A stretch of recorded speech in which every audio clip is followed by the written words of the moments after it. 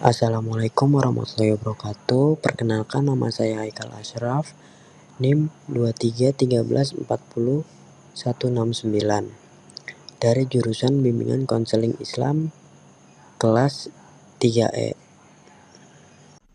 Sigmund Freud adalah seorang neurolog dan pendiri psikoanalisis, sebuah pendekatan teoritis dan terapeutik yang berfokus pada memahami pikiran bawah sadar serta pengaruhnya terhadap perilaku manusia. Teorinya mencakup berbagai konsep yang revolusioner pada zamannya dan tetap menjadi dasar diskusi dalam psikologi hingga saat ini. Struktur kepribadian ID, ego, dan superego. Freud membagi kepribadian manusia menjadi 3 komponen utama. Yang pertama, ID. Bagian primal atau insting dalam diri manusia. Beroperasi berdasarkan prinsip kesenangan.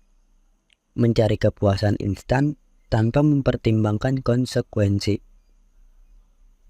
Contoh, dorongan biologi seperti makan, seks, dan agresi. Yang kedua ada ego. Bagian rasional yang beroperasi berdasarkan prinsip realitas. Bertugas menengahi konflik antara ID dan superego, serta membuat keputusan yang realistis. Contoh, menunda kepuasan instan untuk mencapai tujuan jangka panjang. Yang ketiga, superego. Representasi penilaian moral dan etika yang dipelajari dari lingkungan, terutama orang tua dan masyarakat.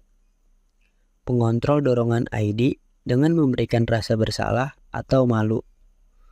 Contoh, menolak berbuat curang karena dianggap tidak bermoral. Pikiran sadar dan bawah sadar. Freud membagi pikiran manusia ke dalam 3 lapisan. Yang pertama, pikiran sadar. Hal-hal yang saat ini kita sadari seperti pemikiran atau persepsi langsung. Yang kedua, pikiran prasadar.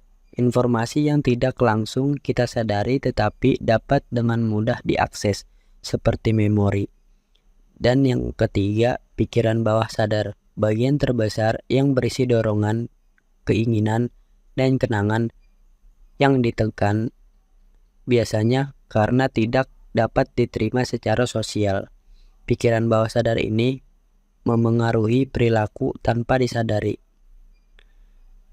Mekanisme pertahanan ego. Freud menjelaskan bahwa ego menggunakan mekanisme pertahanan untuk melindungi diri dari kecemasan akibat konflik antara ID, ego, dan superego.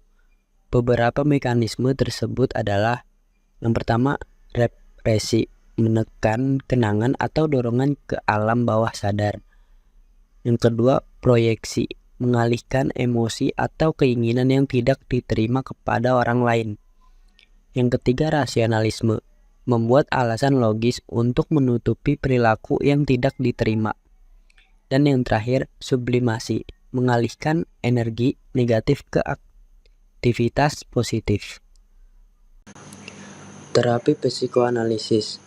Freud mengembangkan terapi yang berfokus pada eksplorasi pikiran bawah sadar untuk mengungkap trauma masa lalu atau konflik yang mempengaruhi perilaku. Ada 2 teknik, yaitu yang pertama, asosiasi bebas. Pasien bebas berbicara tanpa sensor untuk menggali pikiran bawah sadar. Yang kedua, interpretasi mimpi. Freud percaya bahwa mimpi adalah jalan menuju bawah sadar dan mengandung simbol-simbol dari konflik yang ditekan. Kritik dan pengaruh. Kritik. Banyak konsep Freud dianggap sulit dibuktikan secara ilmiah. Teorinya dianggap terlalu berfokus pada seksualitas. Beberapa pandangannya tidak relevan dengan budaya modern. Pengaruh. Freud membuka jalan bagi psikologi modern, terutama dalam memahami peran pikiran bawah sadar.